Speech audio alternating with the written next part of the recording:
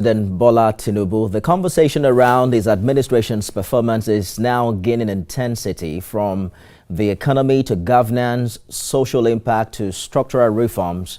We are also following closely those conversations and having ours on the show today. Joining me on Beyond the Headlines are two seasoned analysts, economist Saeed Ajadi and lawyer and public affairs commentator Liberus Oshoma, as we break down the promises, the policies, as well as the politics shaping the renewed hope agenda. What has worked, what hasn't, and what should Nigerians expect next? Gentlemen, thank you for joining us on the program this hour. Thank you. Thank you for having me. In his May 29 speech, we heard the president again acknowledge the pain of economic reforms, but insisted they were necessary for long-term stability. Let me begin with you, Mr. Ajadi. It's 2 years in.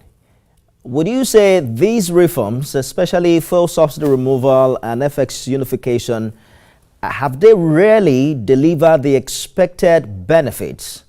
Or are we simply witnessing deepened hardship in Nigeria?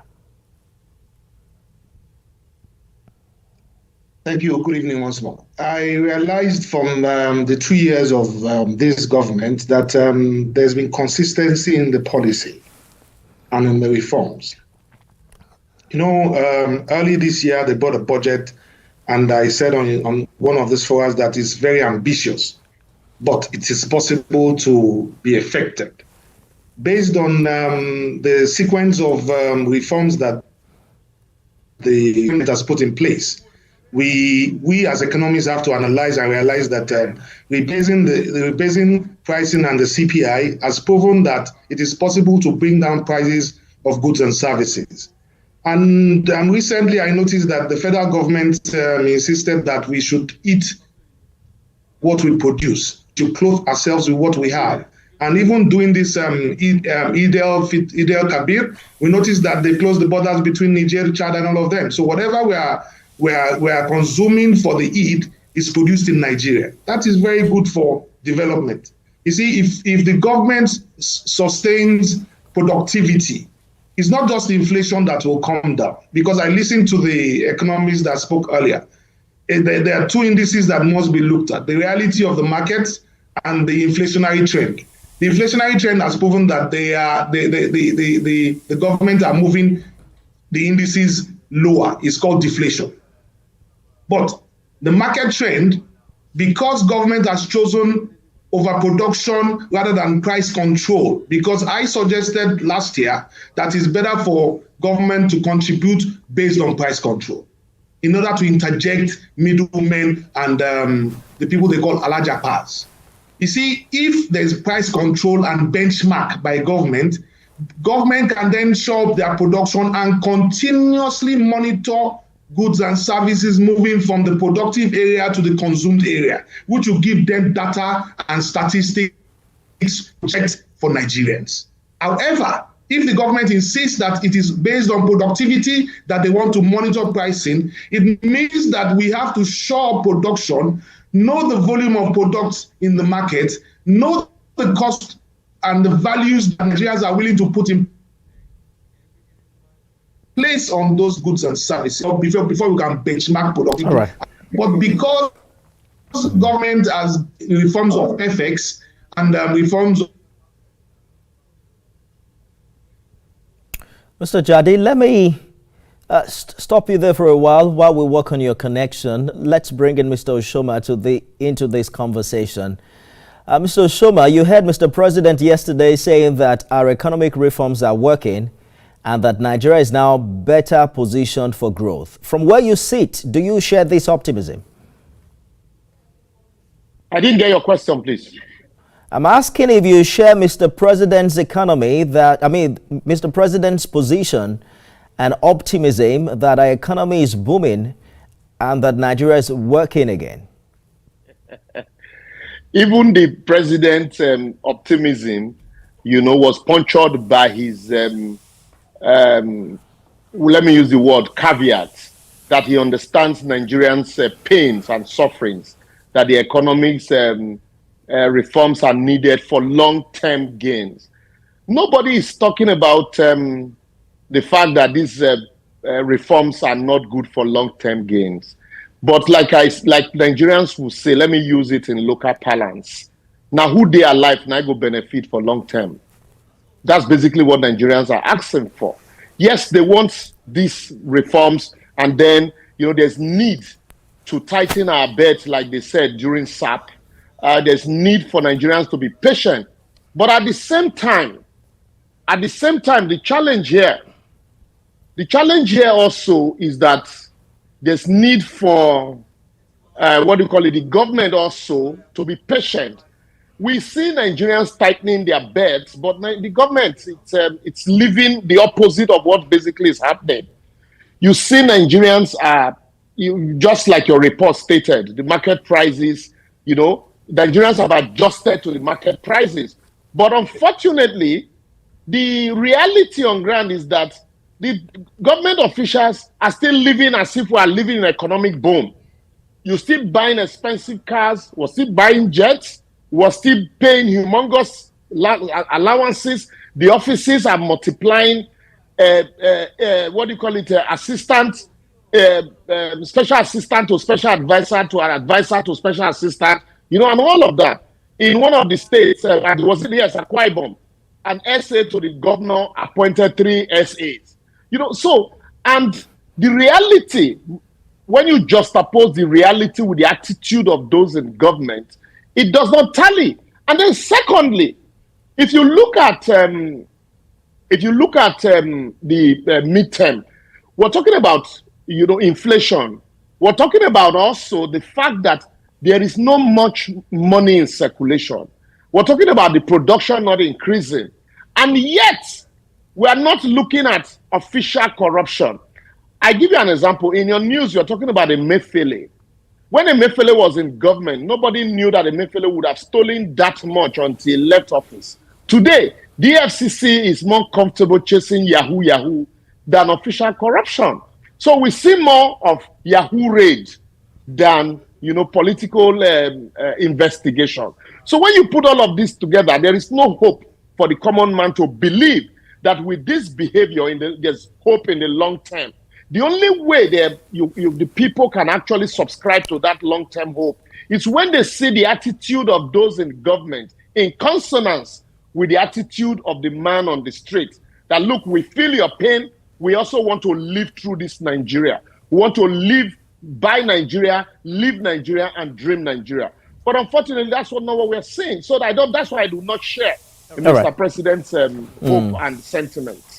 Mr. Jadi, I'm wondering how you react to his position on the body language of people in government, aligning with the requirement from the people to tighten their belt and, just hold on for a while these reforms pay Nigerians in the long run. Do you agree with him? No, I don't agree with that because you said something. I'm an economist. He's a lawyer. Talking about the reality of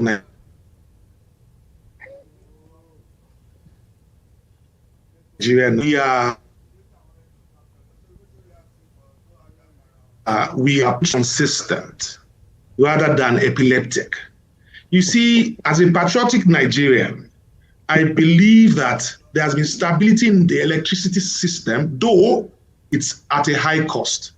I believe that there has been stability in the petroleum distribution system, though it's at a high cost. We have been a capitalist nation for so long, but we have been paying lip service to the fact that there has to be real development. And you see, Yoruba will say, "Titariro la kola, to ba domuto la to marry clarity." What does that mean? It is with pain that you mark yourself. It is with pain that a woman delivers. It is when she succeeds in childbirth that you say, "Oh, I have a son, or I have a daughter," and you start to smile. And she would smile as well. But you see, Nigeria has been at the precipice before this government. So I will not be hypocritical to say this is the situation with this government. As an accountant, I have challenged 4 governments, the first government in democracy, because I knew this was coming for Nigeria 20 years ago. What do I mean? If you fail to plan, you have planned to fail. The president that we have now is not an expert. He has not delivered as we Nigerians wanted. But if we juxtapose it with what was inherent in the previous governments that could not take the bull by the horn, we would say we have a pattern now that we can plan with to succeed.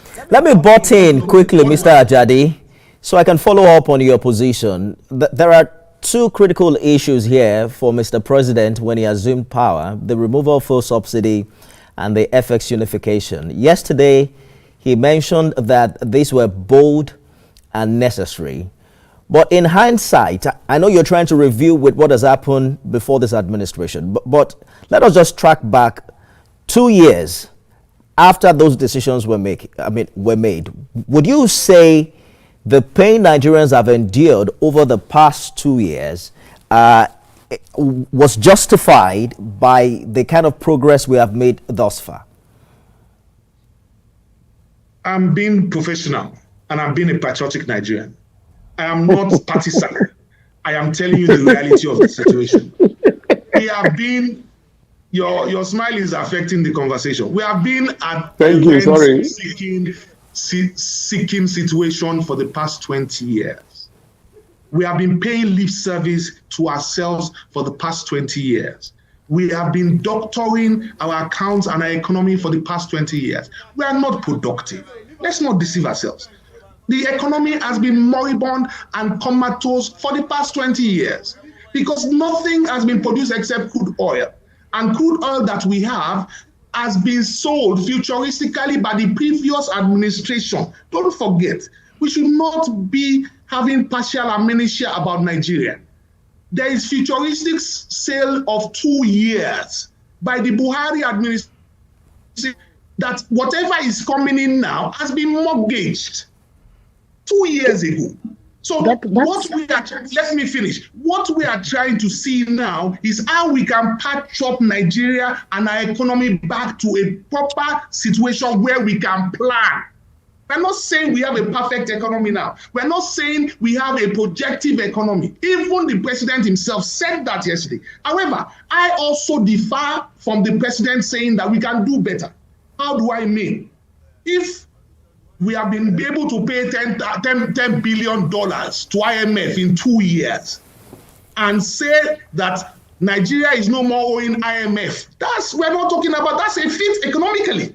If out of nothing, we are able to pay our external debt, which was not owed by this government, but by previous administrations that used those monies to pay salaries. If the tax reform that we are projecting now as an accountant comes into play, that is a bracket that will generate a lot of income, Mr. Ajadi, a lot of employment. I hear you. I am looking at the perspective. I hear you clearly. Allow me to bring Mr. Oshoma back into this conversation because I heard him laugh while you were talking. Mr. Oshoma, I know you want to react to that, but while you do that, I like this conversation to also make some progress, especially as regards what we heard Mr. President say in terms of inflation easing and that food prices like rice are declining. Is that a reality for Nigerians, especially those at the grassroots? What's the picture from your interactions with ordinary Nigerians in this regard? Nifemi, that's where the problem is really. Nobody is saying that these reforms are not necessary. I have never said so. And I was waiting to hear where Mr. Ajadi was differing with me, and I didn't hear any. He just regurgitated, the government has done this. We agreed. I completely agree what the government has done. Those reforms are necessary. The problem here is, as also admitted by the president, the problem here is that you have two sets of Nigerians, the political class and the ordinary Nigerians. Why the ordinary Nigerians are asked to bear the brunt, we need to stay put. We need to tighten our belt. We need to suffer so that we can enjoy tomorrow. But the political class are not meant to suffer. They are not bearing the brunt. They are still riding in expensive cars. They are still going home with humongous salaries. They are still giving allowances to girlfriends as if Naira is going out of fashion. They are still, spending money the way they are used to, as though Nigeria were still in the days that the administration is saying that they inherited. While we also admit that, yes, we have paid the IMF loan, but we know how much we are taking from the World Bank.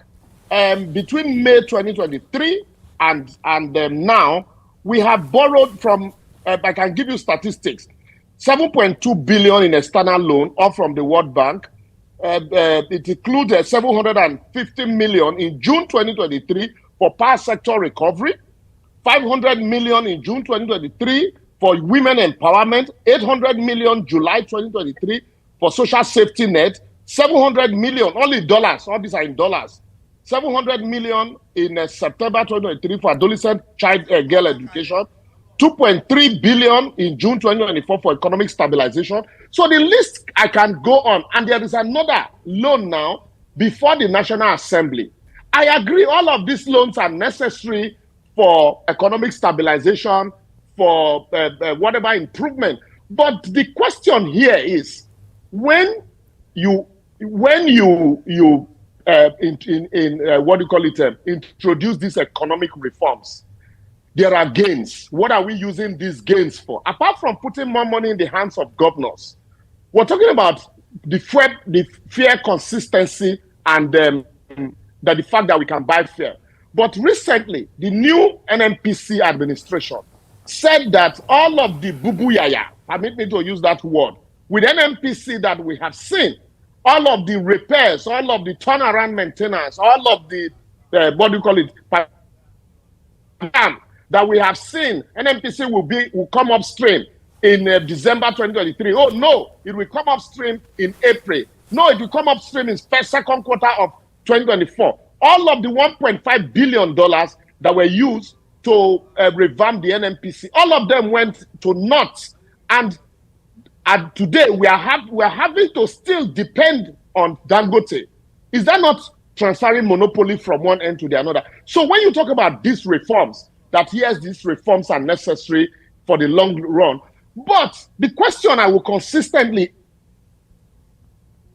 ask, these reforms as necessary as they are, what is the government doing to ensure that you align yourself with the people when people can go with 1.5 billion all right, for turnaround maintenance of NNPC and the money is frittered away and AFCC is rather busy chasing Yahoo boys rather than chasing people who went away with 1.5 billion of refinery money. And then we're talking about just have hope that tomorrow will come and tomorrow will be better. I hear you clearly, Mr. Shuma, and I believe that you made your point quite well. Mr. Jadi, quickly, I'd like us to find out what the thin line is between political and economic reasoning, because government revenue hit 6 trillion naira in the first quarter of 2025.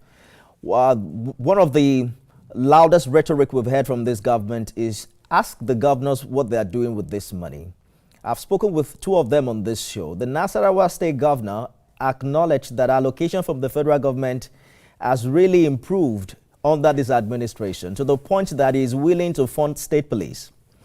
His counterpart in Zamfara has a different tale to tell. He said increase in allocation doesn't necessarily mean more value because of inflation. What are we to believe? How do you react to this as an economist? Thank you very much once more. The reality is we need to deal with. We should not deal with sentiment. The reality is that this government has provided playing fields for people that are ready to work. And whoever is not ready to work, there is going to be a clear essence of your incapability. You see, there's never before in Nigeria that we have full disclosure on things that we are doing. We are seeing clearly from this government that they are giving us full disclosure. One, you said governors are earning more. Maybe that's why they are cross-carpeting easily. However, are they doing more with the income that has been given to them by the federal government? I will say no. Why? Because you have not put square pegs in square holes. If I have 10 billion naira now and I want to take a state and compete, it's the money that I have that is going to make me the governor. It's not my intellect. So when you are talking about the people themselves need to wake up to the reality and stop being ignorant of governance. You cannot take money from a politician before voting and expect good governance. What we should note is that there is leadership and there is followership. It is the responsibility of the followership to checkmate the leadership based on equal understanding of what governance is all about. But unfortunately, followership has failed. Why? Because our voices and the reality of the situation are not being checked. I mentioned something earlier that will solve the problem for my colleague that is speaking as a lawyer. I said, government said something last year. They are not going to peg or talk about pegging prices. However, they can show up productivity. That is have they showed up productivity? You have mentioned several loans that has been taken. You mentioned the $7 billion loan. That was from the previous government. No. Please. I said no, not previous government. I gave you it, please. Hold on, Mr. Osoma. You are going to have your time. You are going to argue with me. I will listen to you. You listen to me, okay? You have mentioned loans. The reality of followership is monies. What have you done with it as Nigerians? America is the greatest debtor. They are owing. China is bankrolling America's funds in dollars, cash. To pay salaries under Obama, they had to borrow. So borrowing is not a big deal in economics. It is how you fund some things when you are at a crisis. It is a continuum. There's no problem about that. What we should be asking is not the problem. How do we solve the problem? You have borrowed money. Are you using it for the right causes? That is what we want to know. If yes, fantastic. If you have a payback plan for those loans to Nigerians, let us know. However, the crop of politicians that you are mentioning that they have not done right by Nigerians, we have offloaded money to them based on what is available now. Are they using the money for the Nigerians that voted for them? No, that is not the problem of the federal government. That is the problem of the sub-nationals, which is the state, the senators, the House of Rep, and the local government. A senator came on air and said that whoever is in the House of Rep now is collecting $1 billion naira for funds to develop their environment. Are we asking them questions? The senators are taking $2 billion. That means that the federal government is funding Nigeria more than it used to be, even when there is inflation. But are we utilizing the funds properly? We should ask ourselves. So the reality of our situation now is that we have been governed for too long with inconsistencies. Right now, I believe that this government, though they have not effected positive change that has impacted completely on Nigerians, we are about to start seeing them. I hear you, Mr. Chade. This same station went to Kaduna State. All right. To investigated, TVC, investigated productivity in Kaduna State. And 2 farmers were reported on this same television station that has made 1.5 billion from fertilizer that was distributed by this government. Nobody's mentioning that. But the people that have made the money and were giving loans under Buhari, 965 billion was issued out by Emefiele for rice production. And I was there in Abuja when they were commissioning the pyramids before Buhari left and said that the cost is 14,000. And we know how much we have given you. What have they given back? Nobody's in jail. And we are hiring rices out, 100,000, blah, blah, blah. Rice has come down to 58,000 now, though. That is showing what? There is more, and so it will come down. That is demand and supply. So for me, if a farmer, a local farmer, can make 1.5 billion From beans alone, he made 350 million. From maize, he made 850 million. From rice, he made 450 million. On this, your same channel. For me, I believe that's a feat in less than 1 year. All right. So let us comment so that we can have more. And I hear you clearly, Mr. Chedi. So that we can have a better nation. It sounds like a healthy mix. I mean, you are showing us the good side, and Mr. Oshoma is emphasizing on what needs to be done better. I'd like us to tidy this conversation so we can touch quickly on some politics. Mr. Oshoma, you have talked about the need for government to also, tighten its belt exactly in the same way Nigerians are expected to adjust in the face of all of these economic reforms. What do you consider other urgent steps that this administration must take in the second half of its tenure to avoid a full-blown crisis of confidence? So, thank you. So that we don't run away with this, one-off instances of one farmer making 1.2 billion, another farmer making 700 million, and then why in the midst of 100 farmers, you highlight 2 and then use that to benchmark the entire 100. That's 2%. And then, so also we don't run away with the fact that the governors are getting more money. But also, we should also understand that if, for example, a road you before now would tar with 10 billion, now you have 100 billion. That same road, you can no longer tie it with 10 billion. You probably will need about 50 billion to tar that road today. So you have more money. At the end of the day, sometimes the more money you have can be useless if it is completely taken over by inflation. And that is why, basically, all we are saying is simple.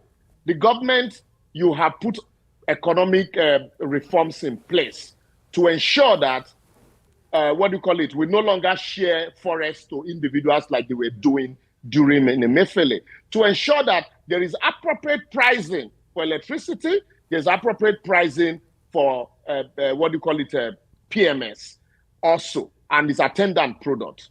And that also is supposed to encourage government. With this, government would have enough savings. It is not just about to tout, economic. Government would have enough savings, and those savings you plow into critical sectors. What are these critical sectors? Let me take the Chinese example for example. Because even the Chinese population is even bigger than ours, and so what it means is it's doable. First and foremost, look at our education. Today, what did the Chinese do? They look at the interior. They discovered that there were a lot of migration from the rural areas to the urban areas because there were no jobs in the rural areas. So they concentrated on developing the rural areas.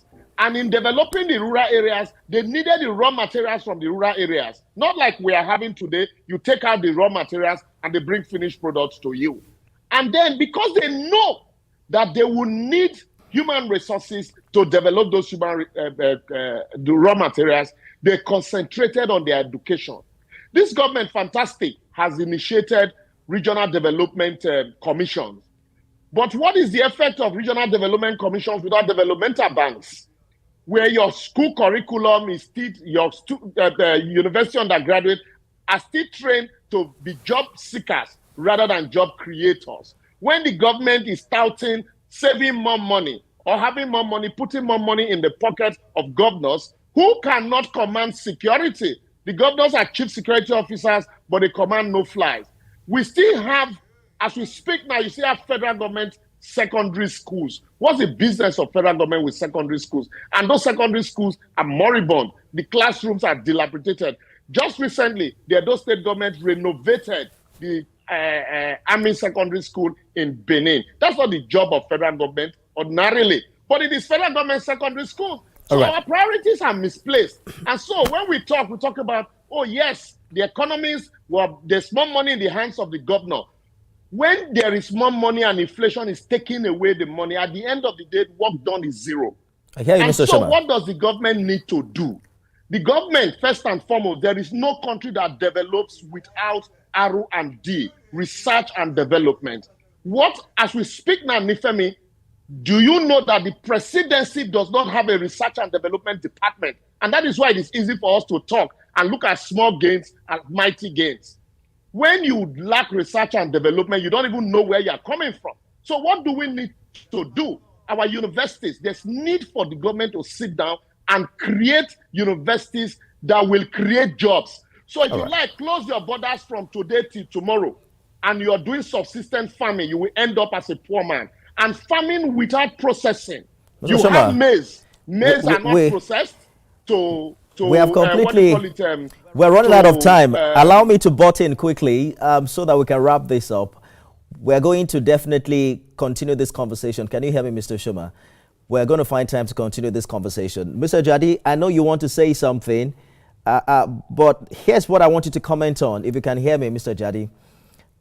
This administration is seeing a huge support among the political class, in fact, across the divide. And they say that the Tinubu administration is gaining early momentum ahead 2027. Are you concerned about these early endorsements, and what does it mean for the economy going forward? If you can answer in a minute, Mr. Jadi. Okay, the reality is that if the government of APC is not effective, people will not cross carpet. Under PDP, it happened like that, almost a one-party state. But the APC took them out because of failure of development. So let us see how it plays out with APC. I don't believe in sentiment. We'll give them their 4 years. For him that said federal government schools, I went to a federal school. My best friends are Fulanis. So I'm really disappointed with that kind of statement from a lawyer. Nigeria's unity is at stake, and you as a total patriotism. You must be first before there's development. Yes, there are myriads of problems, but we have to provide solutions. Government is not an expert. I have brought in technology to Nigeria and innovations, and I've trained Nigerians from my own personal perspective because this is lacking. Okay, so whatever you can contribute to the success of Nigeria, contribute it. Forget the sentiments of politics. We can train ourselves from low end to up end. It is easy to change Nigeria. Attitudinal change you mentioned earlier, that's a fantastic word I will take away from all you have said. That's the only thing. We need attitudinal change. We need to love Nigeria. Nigeria can develop. If you say you want to continue in one, there's no nation. Mr. Jadi, let us come together with love, put in our best. Nigeria will change. I hear you, and I agree with you. Thank you, gentlemen, for joining us on the program. This conversation has not ended. We're going to find time to continue, but a big thank you to Iknam Saida Jadi, lawyer and public affairs commentator, Liberus Oshoma. Gentlemen, thank you for your time on Beyond the Headlines. My pleasure. Thank you for having me. That's our show today. You can watch it again at midnight, I believe, and at 6 a.m. tomorrow. The conversation continues on X. Remember to tag at TVC News NG and at Nifemi Oguntoye. I understand the show returns to 30 minutes